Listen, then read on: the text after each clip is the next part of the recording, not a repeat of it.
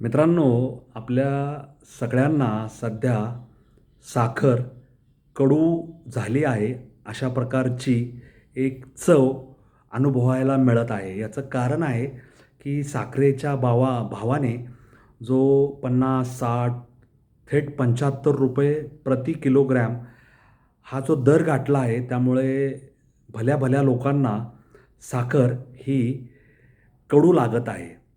आता मूलतः साखर हे एक प्रकारचं पांढरं विष आहे, असं बरेच लोकं म्हणतात. कारण साखरेची एकदा सवय लागली, तर ती सवय आपल्या शरीराला, आपल्या रक्ताला लागते आणि मग ग्रीन टी असेल किंवा अ, इतर प्रकारचे चहा असतील, हिरवा चहा असेल किंवा त्याला ग्रीन टी म्हणतात किंवा इतर काही, काही लोकं साखर न घातलेला किंवा दूध न घातलेला कडू चहा घेतात. त्या सगळ्यांचं कारणच हे आहे, की साखरेपासून दूर राहावं. कारण भारत हा येत्या काही वर्षात मधुमेहाची राजधानी बनण्याच्या मार्गावर आहे. त्यामुळे साखरेचं म्हणजे कमी साखर आणि जास्त साखर या चक्रात सापडलेल्या मधुमेहग्रस्तांना साखर किती धोकादायक आहे, हे वेगळं सांगायची गरज वाटत नाही. आणि असा असताना भारत हा साखर निर्यात करणारा देश गेले 10 वर्ष होता आणि दुर्दैवाने तो यावर्षी 10 लाख टन साखर आयात करणारा देश होणार आहे आणि भारताने तशी साखरेची मागणी नोंदवलेली आहे. कारण श्रावण महिन्यातले सण समारंभ, त्याच्यानंतर गणेशोत्सवानंतर पितृपक्ष, त्याच्यानंतर नवरात्रानंतर दसरा, त्याच्यानंतर दिवाळीचा हंगाम पाहता हे सगळे सण समारंभ, त्याच्यानंतर लगीनसराई हे सगळं पाहता बाजारात साखरेची मागणी प्रचंड असणार आहे. आणि दुसरं महत्त्वाचं, की साखरेवर आधारित जे इतर उद्योगधंदे आहेत, ज्याच्यात साखर हा कच्चा माल म्हणून वापरला जातो, त्या सगळ्यांची सुद्धा साखरेची प्रचंड मागणी आहे. त्यामुळे त्यांच्या मागणीवर परिणाम होऊ न देता बाजारातील घाऊक आणि किरकोळ मागणी ह्याचं संतुलन साधणे हे सरकारपुढे सर्वात मोठं आव्हान असणार आहे.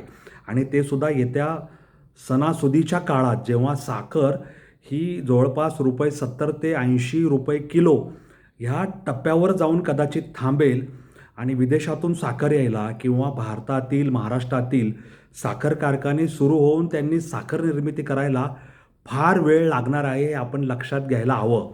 इथेनॉलसाठी साखर गेली म्हणून साखरेचा तुटवडा आला, हे म्हणणं चुकीचं आहे. कारण साखरेपासूनच इथेनॉल होतं असं नाही. धान्यापासून, ज्वारीपासून, मक्यापासून, तांदळापासून किंवा इतर काही फळावर भाज्या आहेत, त्यांच्या आंबण्यापासून, किण्वन प्रक्रियेतून इथेनॉल निर्मिती केली जाऊ शकते. त्यामुळे साखर इथेनॉलमुळे महाग झाली हे म्हणणं तितकंसं संयुक्तिक नाही. आपल्याला साखर निर्मिती ही यावर्षी 11 ते 14% कमी झाली गेल्या वर्षाचा हिशोब करता. आणि त्यामुळे भारतातील प्रत्यक्ष साखरेची मागणी आणि उपलब्धता ह्याच्यामधलं गणित विस्कटायला सुरुवात झाली. आणि शेतकऱ्यांना जर शेतकऱ्यांच्या घेतलेल्या ऊसाचे हिशेब कारखान्यांनी चुकते केले असतील आणि 3रा किंवा 4था हप्ता द्यायचा राहिला असेल आणि त्यांच्याकडे साखर शिल्लक असेल, तर ती साखर आता वाढीव दराने बाजारात येणार आहे आणि त्याच्यामधला जो वाढीव नफा आहे तो शेतकऱ्यांपर्यंत पोहोचायला हवा, असं शेतकरी संघटनांचं म्हणणं आहे. दरम्यान ह्या सगळ्या साखरेच्या गोड आणि गौड बंगालामध्ये काही हजार कोटी रुपयांचा घोटाळा आहे, असा आरोपसुद्धा साखर आणि ऊस पिकवणाऱ्या तज्ज्ञांनी याबाबत भाष्य केलं आहे. मित्रांनो, आपल्याकडे ऊस गोड लागला म्हणून मुळासकट खाऊ नये आणि साखरेचे खाणार त्याला देव देणार, अशा म्हणी आहेत. आणि गुळाचा गणपती असा एक वाक्प्रचार आहे. मित्रांनो, फळं सांभाळ तुऱ्याला ग आला, तुझ्या उसाला लागल कोला, असं गदिमांनी मल्हारी मार्तंड या चित्रपटातील एका लावणीत नमूद केलेलं आहे. मित्रांनो, उसाच्या फळाला तुरे यायला लागले की कोल्ह्यांची तिथे कोल्हेकुई सुरू होते आणि ऊस परिपक्व अवस्थेत आहे हे जाणवायला लागतं. मित्रांनो, ऊस हे जरी आपलं पारंपरिक पीक असलं तरी ऊसापासून गूळ निर्मिती हे आपलं मूळ अन्न होतं. साखर ही नंतरून आलेली आहे आणि साखर ही नैसर्गिक पद्धतीने निर्माण केलेली नसून त्याच्यावर केमिकलची, रसायनांची सुद्धा मात्रा आहे. आता गुळावर सुद्धा रसायनांची मात्रा केली जाते आणि अशी मात्रा न वापरून केलेला सेंद्रिय गूळ याला बाजारात प्रचंड मागणी आहे. साखरेच्या किमतीमध्ये होणाऱ्या या उलथापालथीमुळे गुळाच्या दरावरही परिणाम होऊन तो सुद्धा ₹80 प्रति किलो या पातळीला पोहोचणार आहे. त्यामुळे यावर्षी किंवा नेहमीच गोड किती खायचं, गूळ खायचा का साखर खायची, मिठाई खायची का मोदक खायचे का दिवाळीचा फराळ खायचा का गणेशोत्सव आणि नवरात्रीतला प्रसाद घ्यायचा किंवा पितृपक्षातली आपली खीर खायची, हे सगळं आपलं ठरवायची वेळ आलेली आहे. साखर म्हणजे गोड कमी खाल्लं तरी चालेल, पण गोड बोलण्यात कुठल्याही प्रकारची कसर ठेवता कामा नये आणि कसूर करता कामा नये असं मला वाटतं. मित्रांनो, साखरेचं हे जे चक्रव्यूह आहे, हे चक्रव्यूह समजणं एवढं सोपं नाही. कारण त्याच्यामध्ये सौदेबाजी आहे, वायदे बाजार आहे, व्यापाऱ्यांनी साठवून ठेवलेला साखरेचा साठा आहे, कारखान्यांकडील साठा आहे, येणारी साखर आपल्याला कशी प्राप्त होणार आहे, किती दर आहे, त्याच्यावर कुठला टॅक्स लावला जाणार आहे, ती बंदरांपासून बाजारात यायला किती वेळ लागणार आहे, त्याच्यासाठी खर्च काय येणार आहे आणि ह्या सगळ्या साखरेचा दर किती निश्चित होणार आहे, हे सगळं समजून यायला वेळ लागणार आहे.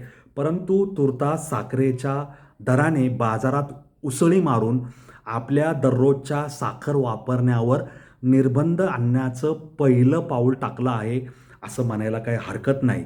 त्यामुळे कपभर चहामध्ये एक चमचा साखर घेण्याच्या ऐवजी ती अर्धा चमचा घेतली तर ह्याच्यातून आपल्या शरीरात रक्तात जाणारी साखर ही साखरेची पातळी कमी होईल आणि कमी साखर खाऊन आपण आणलेली साखर अधिक जास्त दिवस वापरू शकू. त्यामुळे आपल्या खिशालाही ते परवडेल आणि आपल्या शरीराला, आरोग्यालाही ते चांगलं असेल असं म्हणायला काही हरकत नाही. त्यामुळे श्रावण महिन्यातच दराच्या बाबतीत साखरेने आपल्या सगळ्यांचं तोंड कडू केलेलं आहे हे निश्चित. परंतु ही धोक्याची घंटा म्हणून पाहण्याच्या ऐवजी ही साखर खाण्यावर निर्बंध आणण्याबाबतची सुवार्ता आहे असं म्हणायला काही हरकत नाही. त्यामुळे हाच मुहूर्त मानून, हीच संधी मानून साखर कमी खा, कमी गोड आपल्या सेवनात असू द्या, परंतु बोलण्यात गोडवा हा निरंतर चांगला राहील याबाबत दक्षता घ्यायला काही हरकत नाही. त्यामुळे फड सांभाळ तुऱ्याला ग आला, तुझ्या उसाला लागल कोला. कोला लागला का नाही हे आपल्याला माहिती नाही, परंतु साखरेला चढ्या बाजाराचा स्पर्श झालेला आहे असं म्हणायला काही हरकत नाही. त्यामुळे साखर, गूळ, व्हाईट, शुभ्र, विष आणि गोडवा या संदर्भातला हा व्हिडिओ तुम्हाला कसा वाटला मला जरूर कळवा, मला जरूर सांगा. कॉमेंट बॉक्समध्ये तुमचं म्हणणं लिहा. माझे रील पाहत जाते, लाईक करा, शेअर करा, मला फॉलो करायला विसरू नका. माझे व्हिडिओ पाहत जाते, लाईक करा, शेअर करा, माझा चॅनल सबस्क्राईब करायला विसरू नका. अनवट वाटेवर मी निरंतर चालत आहे. असेच वेगळे विषय मी घेऊन येत असतो जे तुम्हाला आवडतील, रुचतील आणि ते आपल्या रोजच्या जगण्याशी संबंधित असेच असतील. काहीतरी वेगळं असेल, काहीतरी हटका असेल. कारण अनवट वाटेचंच दुसरं नाव वेगळी वाट, नवी वाट, आपण निर्मिलेली वाट असं आहे. या नोटवर तुम्हा सगळ्यांची रजा घेतो. धन्यवाद. जय हिंद, जय महाराष्ट्र, वंदे मातरम, जय श्रीराम, जय जगन्नाथ, जय सनातन. धन्यवाद.